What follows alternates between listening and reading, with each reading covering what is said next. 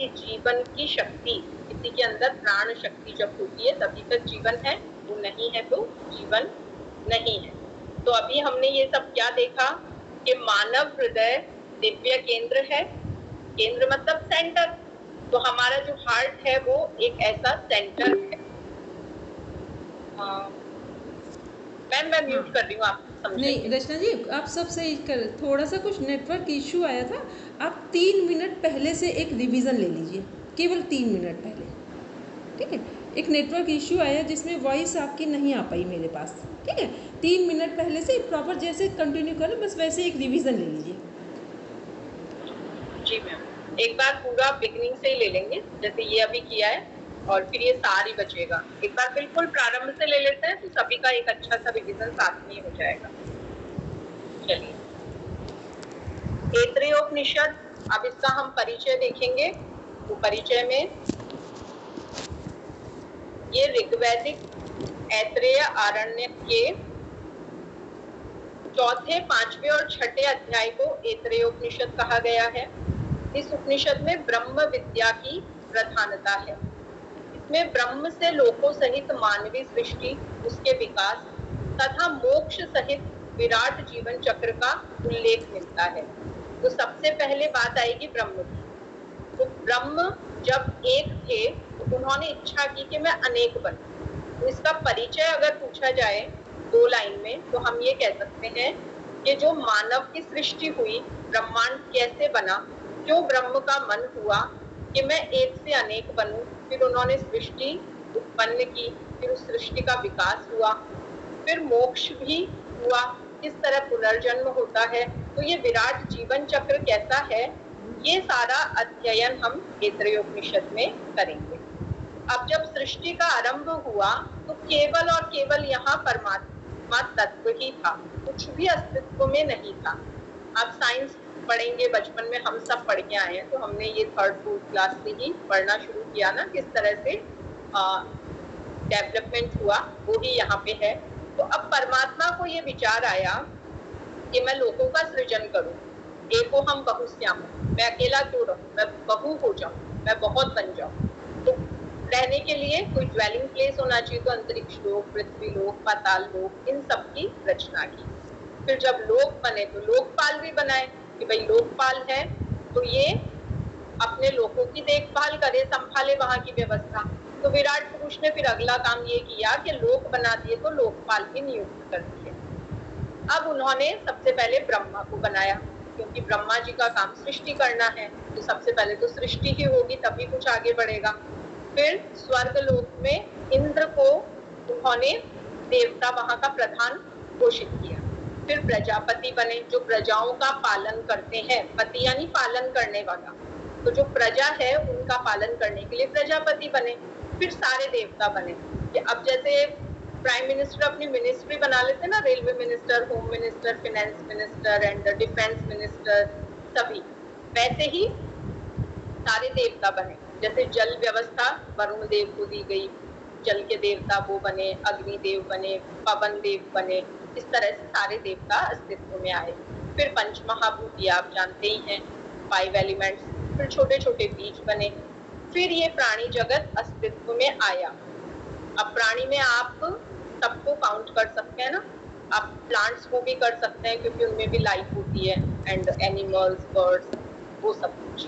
अब ये उत्पन्न हुए, तो जो दृश्य यानी दिखाई दे रहा है आंखों से, और अदृश्य जो मन की आंखों से दिखता है, वो पूरा का पूरा ब्रह्मांड है। तो हमारे योग की भाषा में अगर कोई ब्रह्मांड की परिभाषा पूछ ले तो हम कहेंगे दृश्य और अदृश्य जगत।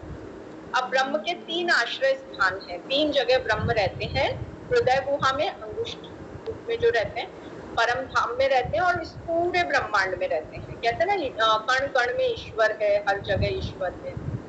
अब मानव शरीर में ब्रह्म के 3 आवास स्थान माने जाएंगे। मस्तिष्क में जो सहस्त्र दल का कमल है, सहस्त्रार, वहां पर हृदय और नाभि ग्रंथि में, और फिर स्थूल शरीर, सूक्ष्म शरीर और कारण शरीर। स्थूल शरीर हो गया हमारी बॉडी, सूक्ष्म शरीर माइंड, और कारण शरीर सोल। इन तीनों। परमात्मा का मानव शरीर में प्रवेश। अब परमात्मा कहते हैं ना आत्मा ही परमात्मा है, हम सबके अंदर ईश्वर है, सबको अपने बराबर मानो। तो वो प्रवेश किस रूप में होगा, कैसे मौजूद है वो वहां पर? वो आत्मा के रूप में वहां प्रविष्ट होते हैं, प्रवेश कर जाते हैं। तो हमारे सब जीवात्माओं के 3 जन्म होते हैं। पहला जन्म होता है जब हम माता के गर्भ में प्रविष्ट होते हैं वीर्य रूप, और ये सब पहले से डिसाइड होता है हमारे प्री बर्थ कर्मास के अकॉर्डिंग। ये निश्चित होता है हम किस कुल में पुरुष रूप में, स्त्री रूप में, काला रंग होगा, गोरा होगा, लंबाई कैसी होगी, शारीरिक गठन, व्यक्तित्व, गुण कैसे होंगे, हमारे अंदर सत्व होगा, रज अधिक होगा या तम अधिक होगा, ये सब हमारे प्री बर्थ कर्मास डिसाइड करते हैं। तो हम माता के गर्भ में जब प्रविष्ट होते हैं, फिर वहां पे हमारा विकास होता है, और फिर हम जब जन्म ले लेते हैं 9 महीने बाद, जब हम इस पृथ्वी पे आते हैं, वो हमारा प्रथम जन्म है।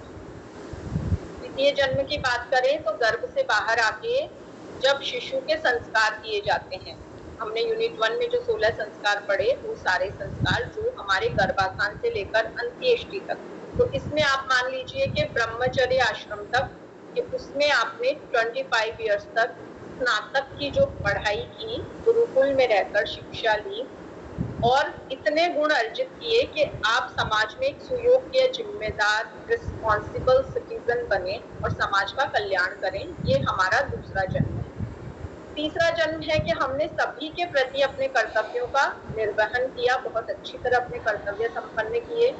जब देह का त्याग हुआ और परलोक की यात्रा प्रारंभ हुई, और फिर हमारे इस जन्म के कर्मों के आधार पे हमें पुनर्जन्म मिला, अगला जन्म मिला, वो हमारा तीसरा जन्म। तो इस तरह से ये 3 जन्म कहे गए हैं। ऐतरेयोपनिषद की बेसिक कंसेप्ट यही है। फिर मानव हृदय में दिव्य केंद्र कौन से हैं? तो उपनिषद में कहा है कि जो यह हृदय है वही मन है। तो हृदय में ही ज्ञान शक्तियां और क्रियाशील शक्तियां, तो किसी चीज का ज्ञान होना और उसको कर्म में लाना, क्रियाशील शक्तियां। सम्यक ज्ञान, संज्ञान को कहेंगे, यानी बिल्कुल राइट नॉलेज, किसी भी बात की जो सही नॉलेज है। अज्ञान यानी जहाँ ज्ञान ना हो, लेक ऑफ नॉलेज। विज्ञान यानी स्पेशल नॉलेज, स्पेशलाइजेशन, विशिष्ट, विशेष।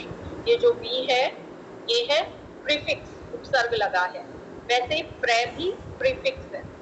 तो प्रकृष्ट, प्रे यानी प्रकृष्ट, विशेष, बहुत ही स्पेशल, अलग तरह का, यूनिक, अद्वितीय।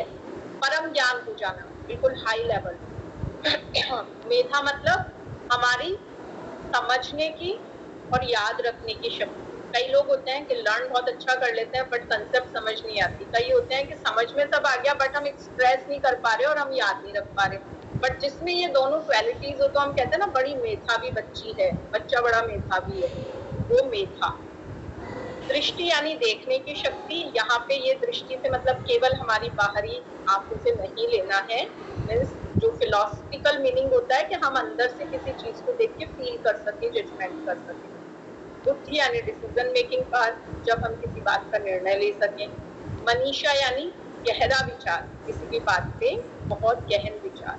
धृति धैर्य का ही सिनोनिम है। धैर्य यानी पेशेंस, किसी भी बात के लिए पेशेंस रखना, स्थिरता रखना, अस्थिर ना होना, मन का डामाडोल नहीं होना, स्थिर रहना, ये धृति है। स्मृति, स्मरण शक्ति, मेमोरी पावर, किसी भी बात की अच्छी मेमोरी होना, स्मरण होना। संकल्प शक्ति यानी अपनी निश्चय करने की क्षमता। ये मेरा संकल्प है कि मुझे, ये मेरा लॉन्ग टर्म रेजोल्यूशन है, ये मेरा शॉर्ट टर्म रेजोल्यूशन है। हम हर साल न्यू ईयर पे अपने 2 रेजोल्यूशंस लेके चलते हैं ना, तो वो हमारी संकल्प शक्ति है। कई लोग डिसाइड करते हैं ना सुबह उठ के योगासन करेंगे, 1 जनवरी को डिसाइड होता है, 1 हफ्ते में सब साफ हो जाता है, और किसी का पूरे 1 साल चलता है। तो ये संकल्प शक्ति पे डिपेंड करता है। कई लोग सिगरेट छोड़ने का संकल्प लेते हैं, कई लोग उसका पालन करते हैं सालों साल, कई लोग 10 दिन में ब्रेक कर देते हैं, वो कई तो नेक्स्ट डे कर देते हैं। ये संकल्प शक्ति कही जाती है, रेजोल्यूशन पावर। मनोरथ शक्ति यानी इच्छा शक्ति, कोई भी हमारा जो मनोरथ है, मन के भीतर जो इच्छा है वो। भोग शक्ति यानी किसी भी जो पदार्थ है उसका आनंद ले सके हम, वो हमारी जो क्षमता है वो भोग शक्ति है। और प्राण शक्ति तो सभी जानते ही हैं कि हमारे भीतर जो प्राण रहता है वो ही हमें सारी शक्ति देता है, जीवन शक्ति। जैसे हम प्राणायाम करते हैं तो प्राण शक्ति बढ़ती है ना, हमारी डिसीजन मेकिंग पावर बढ़ता है, स्थिरता बढ़ती है, हमारे जो योग के 9 विघ्न है वो हट जाते हैं वहां से, व्याधि ज्ञान संशय प्रमाद आलस्य अविरति भ्रांति दर्शन तत्व अनवस्थितत्व, इस तरह के पूरे 9 विघ्न हट जाते हैं। तो ये सारी की सारी जो शक्तियां अभी हमने पढ़ी, ये परमात्मा की जो सत्ता है उनका ये इनका जो सोर्स है, मूल स्रोत है वो परमात्मा ही है। तो ये सोर्स कहाँ से मिला? परमात्मा। अब इसका सार हम पढ़ लेते हैं। ऐतरेयोपनिषद क्या प्रतिपादित करता है? ये पूरा जगत है, सारे लोग है, सारे प्राणी है, सारी शक्तियां वो ब्रह्म में स्थित है, ब्रह्म से बाहर कुछ भी नहीं, उसी से उत्पन्न है। ब्रह्म की ही इच्छा हुई एको हम बहुश्यामः, मैं एक से बहु बनूं, तो ब्रह्म ने ही उत्पन्न किया जीवों को, और अंत में वो जाके भी उसी में लय हो जाएंगे, उसी में मिट जाएंगे। लय हो जाना, हृदय ही मन है और मन के सभी रूप, ये आपने अभी जो पूरी लिस्ट पढ़ी थी ये वही नाम है सारे। तो ये सब क्या है? परमात्मा की सत्ता के ही प्रकाश है। उपनिषद में और क्या कहा गया है कि सभी प्रकार के प्राणी, जितने भी प्राणी हैं, समस्त जगत है, ये प्रज्ञा नेत्र और प्रज्ञान में ही स्थित है। एक तो नेत्र होते हैं, ये हमारी मॉर्टल आइज जिनसे हम देखते हैं बाहरी चीजें, और एक हमारी प्रज्ञा नेत्र, ज्ञान वाली दृष्टि। तो वो जो पूर्ण चेतना, टोटल कंप्लीट कॉन्शियसनेस जो हमारी है, वो चैतन्य की स्थिति है, कॉन्शियसनेस की स्थिति है, उसमें स्थित है। तो ये पूरा जगत कहाँ स्थित है? ज्ञान दृष्टि में और पूर्ण चेतना में स्थित है। और प्रज्ञा ही इनका उद्गम स्थान है। प्रज्ञा मतलब बुद्धि, उद्गम स्थान मतलब जहाँ से ऑरिजिनेट होते हैं। जैसे कहते हैं ना कि गंगा का उद्गम कहाँ से होता है? हिमालय से गंगा निकलती है, तो उद्गम वहां से हुआ ना। उद्गम मतलब ऑरिजिनेशन का प्लेस, जहाँ से उत्पत्ति होती है। तो प्रज्ञा ही सबका उद्गम स्थान है और प्रज्ञा ही इनका विलय स्थान है। विलय मतलब मिल जाना, मिश्रण हो जाना, घुल मिल जाना, एक में एक हो जाना, अलग सत्ता नहीं रहना, पूरी तरह से विलीन हो जाना। तो वो ही विलय स्थान है और प्रज्ञा ही उद्गम है। यह जगत तथा पुरुष की स्थूल और सूक्ष्म शक्तियां ब्रह्म या प्रज्ञान की ही बोधक शक्तियां हैं। तो जगत में जो भी हमें स्थूल शक्तियां दिखती है, सूक्ष्म शक्तियां दिखती है, वो ब्रह्म या प्रज्ञान की ही बोध करवाने वाली शक्तियां हैं। अहमदाबाद में जो फ्लाइट का हुआ था उसमें एक व्यक्ति बचा, अब उसमें कहीं ना कहीं कोई स्थूल शक्ति या कोई सूक्ष्म शक्ति तो काम कर रही होगी ना। तो वो सब क्या है? ब्रह्म ही, प्रज्ञा ही उद्गम स्थान है, प्रज्ञा ही विलय का स्थान। अब हम पढ़ने वाले हैं इसका ओरिजिनल जो कंटेंट है। आपको जो फाइल भेज दी गई थी, अभी हम उसकी स्टडी कर लेंगे संस्कृत में प्रॉपर्ली, अनुवाद के साथ, और क्लैरिफाई हो जाएगा। ये ऐतरेयोपनिषद है, देखिए, और इसकी विषय सूची अभी अभी हम जो देख के आए हैं कि इसमें अध्याय जो हमारे हैं 3 दिए गए हमें, प्रथम, द्वितीय, तृतीय, और इसमें भी प्रथम खंड, तृतीय खंड और तृतीय खंड। पहले वाले के 3 खंड किए हैं, दूसरे और तीसरे के कोई खंड नहीं। शांति पाठ आएगा ही। अब देखिए उपनिषद को हम प्रारंभ करने वाले हैं। सबसे पहले इसमें प्रार्थना आएगी। वांग में मनसि प्रतिष्ठिता, मनो में वाची प्रतिष्ठिता माविरा, वीर्म एति वेदस्य में आणिस्थय श्रुतम में, मां प्रहासीरनेनाधीते नाहुरात्रान् दधामृतं वदिष्यामि, सत्यं वदिष्यामि, तन्मामवतु तद्वक्तारमवतु मामेवतु वक्तारमवतु वक्तारम्।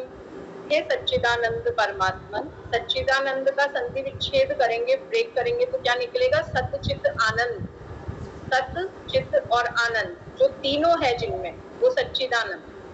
मेरी वाणी मन में प्रतिष्ठित हो जाए, जो मैं बोलूं मेरे मन में वही हो, मतलब अलग अलग ना हो, मन में कुछ और फीलिंग चले, बोलूं कुछ और, मेरा मन वाणी में प्रतिष्ठित हो जाए। हे प्रकाश स्वरूप परमेश्वर, मेरे सामने आप प्रकट हो जाए। हे मन और वाणी, तुम दोनों मेरे लिए वेद विषयक ज्ञान को लाने वाले बनो। मन और वाणी दोनों ही ऐसे कारण बनो कि मैं वेदों के विषय में जो ज्ञान है वो मैं समझ सकूं, मेरा सुना हुआ ज्ञान कभी मेरा त्याग ना करे, जो भी ज्ञान मैं लूं वो मेरा त्याग ना करे, और मैं अपनी वाणी से सदा ऐसे शब्दों का उच्चारण करूंगा जो सर्वथा उत्तम हो तथा सर्वदा सत्य ही बोलूंगा। वह ब्रह्म मेरी रक्षा करे, मेरे आचार्य मेरी रक्षा करे। ओम शांति ही शांति ही शांति। देखिए कितनी अच्छी प्रार्थना है, और ये 3 बार शांति बोलने का अर्थ आदि भौतिक, आदि दैविक, आध्यात्मिक 3 प्रकार के जो विघ्न है उनकी शांति के लिए प्रार्थना की गई है। ओम आत्मा वा इदमेक एवाग्र आसीन्यात् यत्किंचनमिषत् स ईक्षत लोकान्नुसृजा इति। सृष्टि की रचना से पहले यह एक ही परमेश्वर था, केवल एक परमेश्वर थे अकेले। वह भगवान ही ज्ञान से ज्वलंत रूप में विराजमान था।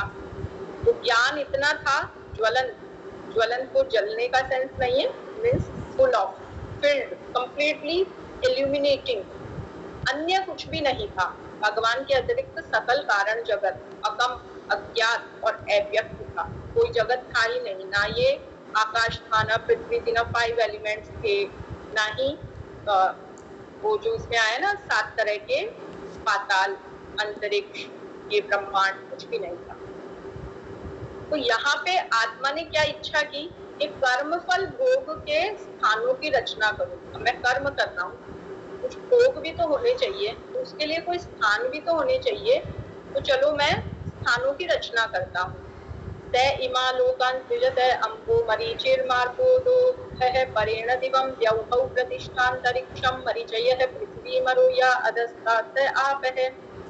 आप शब्द जल के लिए आता है। तो उन सर्वशक्तिमान भगवान ने इन आगे वर्णित लोकों को रचा। अम्भम मरीचि मर और आपस जल उसने रचे। अम्भस देखिए बाष्प, जो ये बाष्प होती है जो ऊपर आकाश में है, उसकी स्थिति, आश्रय उसका द्युलोक है। तो ये लोक एक अकेला नहीं है, द्युलोक भी है, अंतरिक्ष भी है। अंतरिक्ष से किरणें आती है। आपने साइंस में पढ़ के आए ना, ओजोन एंड वो सारा कुछ, वो कौन कौन सी जो परतें रहती ना, मंडल, अभी मैं मिस करती हूँ सारे टेक्निकल नेम सुन के, बट हमने I think 5th 6th class में ये पूरा अच्छे से पढ़ा था। तो बस वही आप यहाँ कनेक्ट करके चलेंगे, ये हमारे वेदों से निकला ही ज्ञान है। तो जिस तरह अंतरिक्ष है, द्युलोक एक और लोक है, जैसे पाताल ही 7 तरह के, तल, अतल, वितल, तल, रसातल, इस तरह से 7 नाम है पाताल के। तो वैसे ही अंतरिक्ष के भी अलग अलग अलग लोक हैं, स्वरलोक, महलोक, द्युलोक। द्यु का मतलब चमकना, इल्यूमिनेटिंग, जो चमकता है। तो अंतरिक्ष से किरणें आती है, इस कारण उसका नाम मरीचि कहा गया है। मरने वाली पृथ्वी है, जो नीचे भूमि पर है वे जल है। बाष्पमय का नाम अम्ब है और स्थूल जल का नाम आप है। पृथ्वी को मरने वाली इस कारण कहा गया है कि ये मर्त्यलोक है। पृथ्वी का तो स्पष्ट है ना, जो भी यहाँ आया वो जाएगा, इसलिए उसे मर्त्यलोक भी मृत्युलोक कहते हैं ना। तो यहाँ पे देखिए थोड़े से टेक्निकल वर्ड्स है, लेकिन हमें नेट जेआरएफ की तैयारी के अकॉर्डिंग ये सारी टर्म्स याद होनी चाहिए। आपको लगेगा इतने डीप क्वेश्चंस थोड़ी होंगे, आप कह नहीं सकते, कभी इतना इजी पूछते हैं और कभी इतना टफ होता है। तो कहाँ से लिया है, इसलिए हम डिटेल में पढ़ेंगे, और ये टेक्निकल नेम्स आपको बहुत अच्छी तरह से पता रखते हैं, ताकि किसी भी तरह की हमें कहीं कोई समस्या ना आए।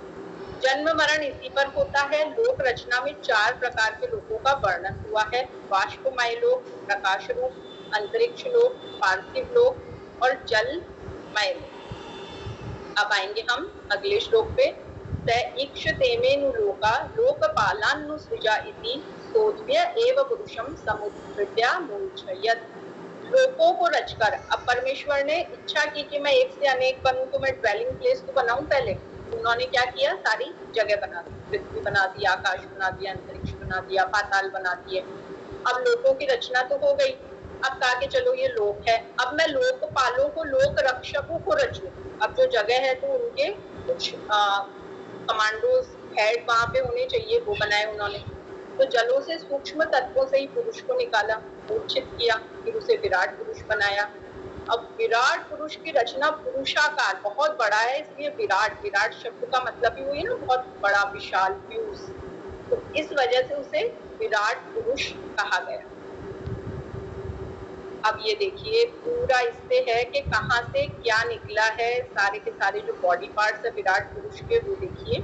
मैंने बताया था ना किस तरह मुंह से, अपनी बाहुओं से, अपनी जंघाओं से और पांवों से 4 वर्णों की रचना की, वो सारी चीजें यहाँ है। तमभ्य तपस्याभि तप्तस्य मुखम निरभ्यत यथांडम मुखाद वाचाग्नोर्ग्नि नासिके निरभ्येत्यतम नासिकाभ्याम प्राणः प्राणाद् वायुरक्षिणी निरभ्येतमक्षिभ्यां चक्षुश्च चक्षुष आदित्यः कर्णौ निरभ्येतां कर्णाभ्यां श्रोत्रं श्रोत्र दिशत्वंगी रभ्येत त्वचो लोमानि रोमभ्य औषधि वनस्पतयो हृदयं निरभ्येत हृदयान् मनो मनसश्चन्द्रमा नाभिर्निरभ्येत नाभ्या अपानो पान मृत्युः शिश्नं निरभ्येत शिश्नाद्रेतो रेतस आपः। अब इसका पूरे का अर्थ देखिए कि उस विराट पुरुष को जो बनाया ब्रह्म ने, फिर उसको तपाया, नियम नियति में बांधा, उस ज्ञान से विचारित विराट का मुख निर्भेदन हुआ, फिर विराट में ही मनुष्यादि देह बने, तो उनमें मुंह खुला, जैसे अंड का भेदन होता है, अंडा जो खुलता है और उसमें से वो जीव निकलता है, वैसे मुख से वाणी निकली पहले, फिर वाणी से देवता निकले, फिर अग्नि का प्राकट्य हुआ, फिर हमारे जो दोनों नासा चित्र है वो खुले, नासिकाओं के भीतर से प्राण प्रविष्ट हुआ, ऑक्सीजन यहाँ नॉस्ट्रिल से ही लेते हैं ना, और प्राण से उसके देवता वायु की। अब प्राण वायु कहते हैं ना, शब्द ही है प्राण वायु। जो देवता है वायु के, उनकी सिद्धि हुई, दोनों आंखें खुली, फिर चक्षु में देखने की शक्ति आई, तो उससे सूर्य देवता प्रकट हुए, फिर जब दोनों कान खुले तो सुनने की शक्ति आई, जो हमारी सुनने की शक्ति थी उससे ये पूरी 10 दिशाएं बनी। 4 मुख्य हैं, 4 गौण हैं और एक अधोलोक और एक ऊर्ध्व और अधः, तो 10 दिशाएं मानी जाती है। तो ये सब प्रकट हुए, तो देवता जो थे वो सब क्या बने, दिशाएं बनी। फिर जो हम उस विराट पुरुष की जो त्वचा थी, स्किन थी, उससे ये लोम बने, हमारे जो ये कहते हैं ना रोए रहते हैं हाथ पे, पाँव पे, बॉडी पे, वो सब। तो स्पर्श शक्ति, छूने की जो शक्ति थी, उससे ये केंद्र प्रकट हुए। फिर लोमों से अन्न और वनस्पतियां बनी। अब भोजन क्या किया जाए, वो भी तो होना चाहिए ना। अन्न और वनस्पतियां प्रकट हुई। फिर लोम के सदृश वस्तुएं भूमि पर प्रकट हुई। हम देखते हैं ना, ये कुछ इस तरह से हमारे खाद्य जो बने रहते हैं, उसपे भी कुछ लोम जैसी चीजें रहती है, सब्जियों पे, फलों पे, जो ये बाजरे की, जौ की, मिलेट्स की जो भी बालियां होती है, उनके ऊपर कुछ लोम से रहते हैं, ये सब भूमि पे प्रकट हुई। फिर हृदय खुला, हृदय से मन, ये आया था उसमें जब हम हिंदी में अच्छे से समरी पढ़ रहे थे, तो मैंने कहा ना आप लोग कंफ्यूज हो जाते हैं, चित्त, मन, हृदय, ये कितने कितने लेवल्स हैं, क्या है, कौन बड़ा है, कौन छोटा है। तो ध्यान से देखिए, हृदय से मन प्रकट हुआ है और मन से चंद्रमा प्रकट हुआ है। चंद्रमा क्या करता है, मन को प्रभावित करता है। चंद्रमा की जैसे 16 कलाएं होती है ना, चंद्रमा घटता बढ़ता रहता है, वैसे ही हमारा मन भी तो होता है ना, कभी कुछ विचार करता है, कभी कुछ करता है, एक चीज पे स्थिर नहीं रहता है, वो चंद्रमा से प्रभावित है। चंद्रमा की जब कलाएं घटती है, बढ़ती है, मन से चंद्रमा का प्राकट्य हुआ। फिर नाभि खुली, नाभि से अपान अधोभाग, नीचे का भाग प्रकट हुआ। तो अधोभाग चक्र से मल त्याग हुआ, तो हमारा एक्सक्रीटरी सिस्टम क्या है, हमारे नेवल के नीचे है ना।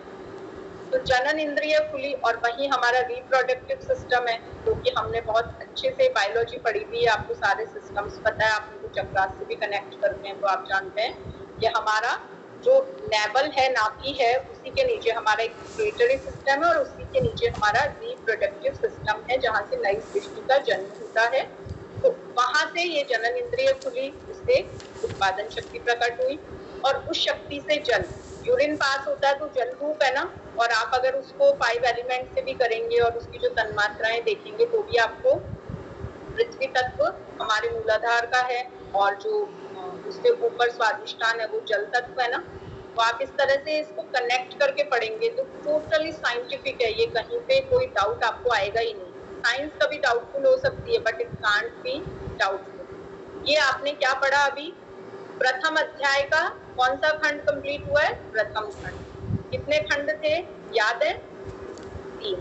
Very nice. चलिए अब आगे देखते हैं दूसरा खंड।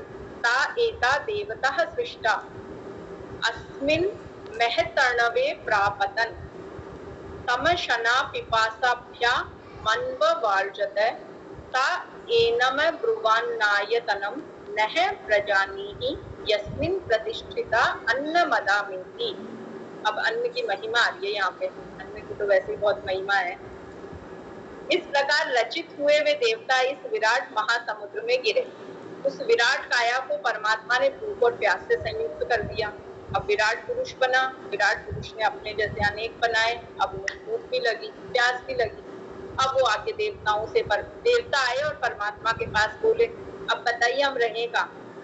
ऐसी जगह बताओ जहाँ से हम अन्न का भक्षण कर सकें। अन्न भी उपजा दिया आपने, पर उसका भक्षण कहाँ से करें? अभी तक ये डिसाइड नहीं हुआ था कि मुंह से खाया जाएगा।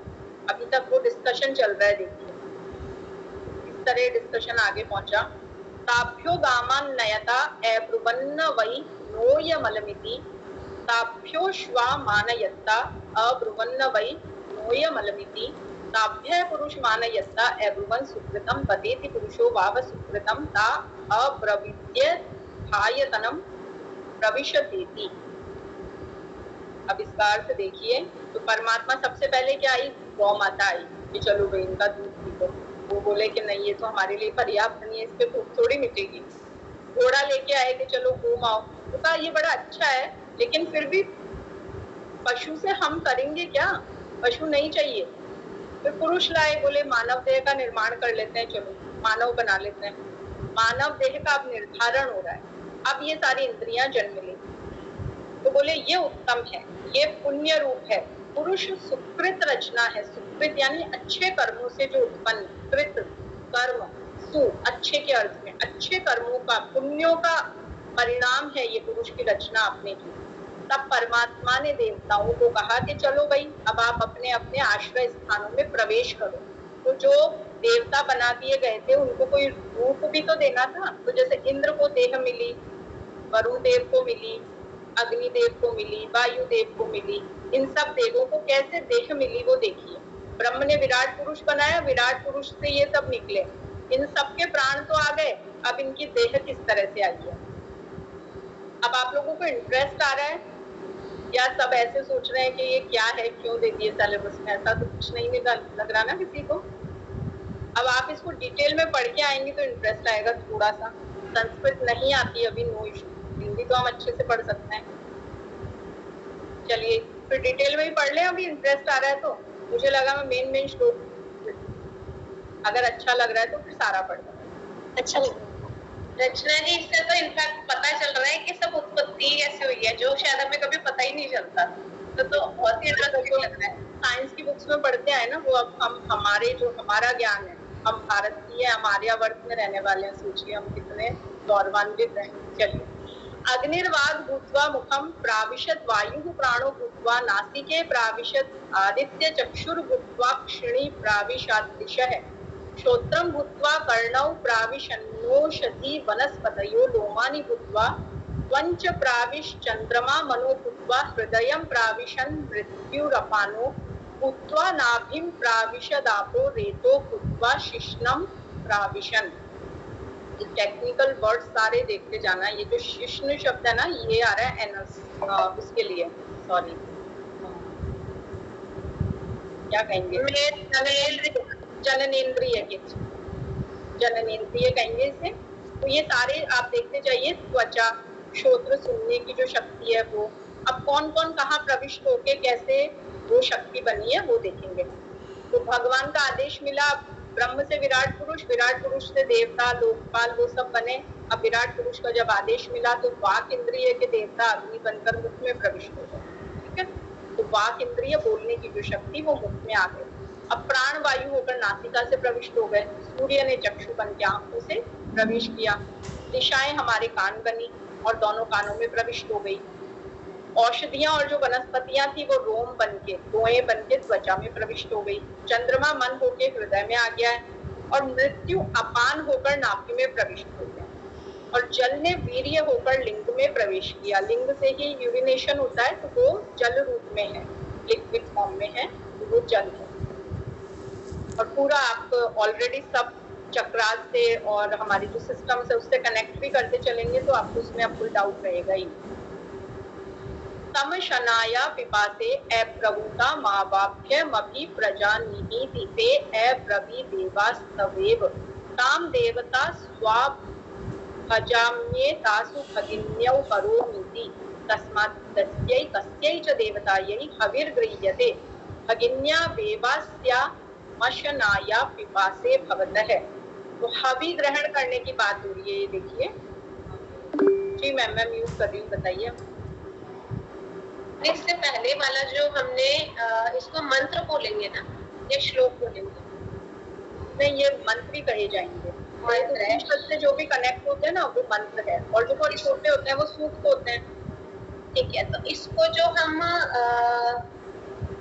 जो वो एक मंत्र बोलते हैं ना, ओम शांति, अंतरिक्ष शांति, पृथ्वी शांति, ये मैं उससे कनेक्ट कर सकती हूँ?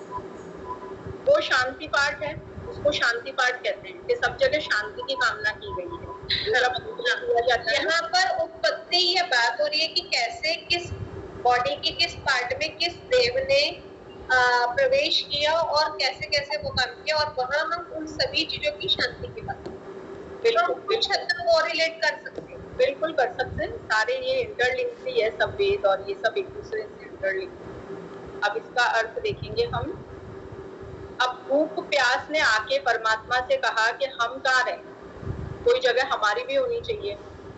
तो कहा तुम दोनों को मैं इन्हीं देवताओं में स्थापित करता हूँ, अभी तुम्हारी जगह बताते हैं, तुम्हें भी इनका भाग प्राप्त होगा। जैसे पहले देवताओं ने कहा ना कि हमारा रूप क्या होगा, हमें बना तो दिया, तो पहले गाय लेके आए कि इसमें, कहा नहीं गाय तो नहीं, तो फिर लेके आए घोड़ा, कि नहीं घोड़े जैसे तो नहीं दिखना चाहते हैं। तब फिर देह बनाई, तो उनको वो अच्छी लगी कि हाँ हम इस रूप में सुंदर लगेंगे। अभी इंद्र के लिए कहा जाता है ना बड़े खूबसूरत सुंदर है, तो वो रूप बने सबके।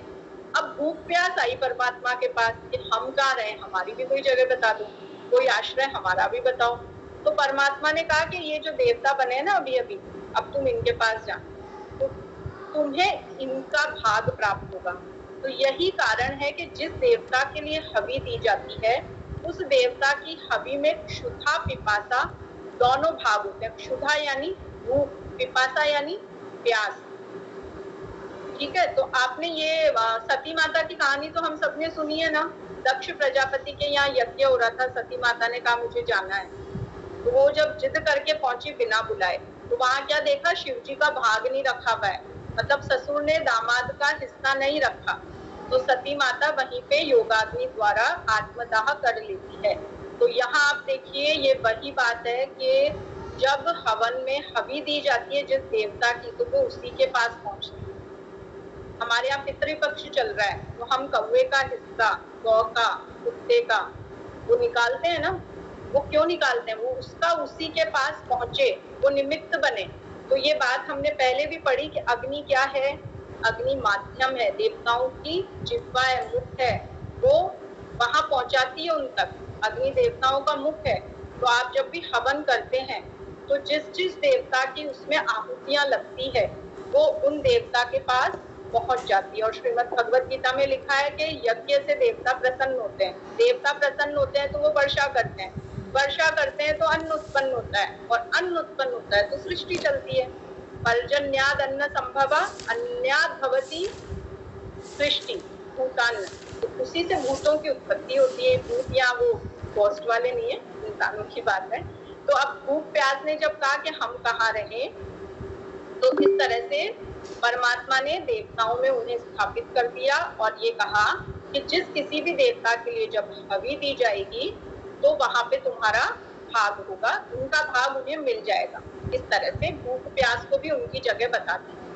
जैसे ये एकादशी के दिन अन्न ग्रहण क्यों नहीं करते हैं, कहते हैं ना एकादशी के दिन अन्न में पाप का निवास हो जाता है, इसलिए अन्न नहीं लेते हैं। पाप ने पूछा मैं कहाँ रहूं, तो एकादशी के दिन तुम अन्न में जाके रहो। तो इस तरह से ये हमारे वेदों में, उपनिषदों में, पुराणों में ऐसी बहुत सारी बातें हैं, बहुत सारी कथाएं हैं। पुराण उठा के आप पढ़ोगे तो बहुत कथाएं मिलेगी। अपर्णा मैम कुछ आपने हैंड रेज किया, पूछेंगे? मेरे को जो वो आपने पहले लाइन बोली थी उसमें ऐसा तो नहीं कि हर एक देवता की भूख और प्यास दो चीजें हैं। तो जो वो क्षुधा और पिपासा है, जब हमने किसी देवता के नाम की हवई दी, तो उनकी भूख और प्यास वो दोनों मतलब शांत, दोनों का शमन होता है, दोनों का प्रशमन होता है, वो अलग अलग नहीं है। हालांकि ऐसा भी सुनने में आता है कि इंद्र देवता वो सुरापान करते हैं। इंद्र के वहां चलता है, जब अप्सराएं गंधर्व नृत्य करते हैं सुरापान भी होता है, तो लिक्विड फॉर्म तो वो लेते ही हैं। बाकी वहां पे ऐसा नहीं है कि वो हमारे जैसी देह नहीं है कि वो डेली भोजन भी ले रहे हैं और फिर मल त्याग भी कर रहे हैं, ऐसी व्यवस्था वहां पे नहीं है। तो उनको यहाँ के माध्यम से ही वो चीजें मिलती है कि जब मनुष्य जो हवन करेंगे, अब जिसका भाग निकालोगे उस तक पहुंचेगा। पितरों का भाग निकालोगे पितर ले जाएंगे, देवताओं का निकालोगे देवता ले जाएंगे। कोई भी पूजा पाठ हम करते हैं, जल हाथ में लेके संकल्प क्यों करते हैं? क्योंकि एनवलप नहीं भेजते हैं तो एड्रेस लिख के भेजते हैं ना, बिना उसके नहीं भेजते। तो संकल्प जब ले लिया तो मतलब अब मैं संकल्पित हूँ और वही देवता मेरा भाग लेवे, अन्यथा वो पुण्य इंद्र को मिल जाएगा। तो हम जिस भी विशिष्ट देवता की आराधना करें, हम पहले संकल्प लेते हैं। नवरात्रि में हम माता के नाम का संकल्प लेते हैं। तो ये इस तरह से हमारी ये सारी व्यवस्थाएं बनी हुई है। आई थिंक हम आज इसको प्रारंभ ना करें, कल ही कंटिन्यू करेंगे, क्योंकि अब समय नहीं है, शांति पाठ करेंगे। तो आज हमने प्रथम अध्याय के दोनों खंड पढ़ लिए हैं और तृतीय खंड हम कल पढ़ेंगे। उसके बाद हमारा तृतीय अध्याय आएगा, जो ज्यादा बड़ा नहीं है। ये हमारा कल हम इसे कर लेंगे। अगर आप पढ़ के आते हैं, आपको जब इंटरेस्टिंग लगा, इंद्र का नाम इंद्र क्यों पड़ा, ये देखिए, ये यहाँ जो अध्याय का 13वां श्लोक है ना, तो ये इंद्र का नाम इंद्री क्यों पड़ा? तो इदंद्र रखा था, वो बोलने में फिर इंद्रो। तो ये आपको काफी इंटरेस्टिंग लगेगा। अगर आप पढ़ के आते हैं तो हमारा थोड़ा समय बच जाएगा। कल हम इसको और जल्दी करके फिर आगे के उपनिषद की तरफ बढ़ेंगे, क्योंकि सिलेबस काफी बाकी है। चलिए अभी शांति पाठ के लिए एक चीज बस रचना जी पूछनी थी। आपने जो सबसे पहली लाइन बताई कि ऐत्रेय आरण्यक के दूसरे आरण्यक की चौथे, पांचवें, छठे अध्याय को ऐत्रेय उपनिषद कहते हैं। ये जो 2-3 वर्ड्स है, ये मेरे को थोड़ा सा इसमें कंफ्यूजन है। हम कह ले, ये सबसे पहले जो आप अपन पढ़ के आए ना, ब्राह्मण संहिता, संहिता ब्राह्मण आरण्यक और उपनिषद 4 भाग है। तो अब इसमें हमारे सिलेबस में कहीं से कुछ भाग रखा हुआ है, तो ये अभी आरण्यक में से उठाया है, ये भाग आरण्यक में से लिया गया है। उपनिषद क्या है? वेदों का सार है। अब वेद इतना बड़ा हम नहीं पढ़ेंगे, हम पढ़ेंगे उपनिषद, ताकि हम उसको शॉर्ट में पढ़ सकें। इनका भी सार भगवत गीता है, वो पढ़ लें, तो उपनिषद पढ़ने की आवश्यकता नहीं है। लेकिन जब भगवत गीता पढ़ते हैं तो मन होता है कि इसका विस्तार पढ़े, तो उपनिषद पढ़े जाए। तो वो वेदों का ही एक हिस्सा है। तो वेद में जो 4 भाग है, वेदांग है, वो जो तीसरा है जिसे आरण्यक कहते हैं, कि अपने भीतर जाके आत्मचिंतन करके और उसको समझ लेना मंत्रों को। तो वो फर्स्ट में तो कलेक्शन है, संगीता। सेकंड में वो जो सारे मंत्र हैं उनका उच्चारण कैसे किए जाए वो है। और तीसरे में है कि उनके ऊपर अब कंटेम्पलेशन होना चाहिए, उनके ऊपर प्रॉपर मनन होना चाहिए एकांत में बैठ के। तो ये उसी में से लिया हुआ है, तो उसी का एक भाग है। रचना जी, ये आरत के जो है सेकंड का क्या मतलब है? 2 भाग हैं इसके क्या? वेद की भी बहुत सारी उपशाखाएं है ना। वेद एक शाखाएं उपशाखाएं, वेद का वृक्ष बनाएंगे ना तो बहुत सारी ब्रांचेस निकलेगी। जैसे हमारा एक वट वृक्ष होता है ना, वेद को वो मान के चलिए, जैसे वट वृक्ष की इतनी शाखाएं हैं कि उसकी जड़ें तक लटक के नीचे, और वो भी एक तना बन जाती है नया। वही आप वेद को मानिए, इतने निकले हुए हैं वहां से। प्रार्थना के लिए गहरी श्वास लेंगे, डबल काउंट में एक्सेल, फिर से गहरी श्वास। ओम शांति शांति शांति, सर्वारिष्ट सुशांति भवतु। Rub your palms, touch your eyes, gently open your eyes. Hariom. कल मिलते हैं। नमस्ते रचना जी, सभी को प्रणाम।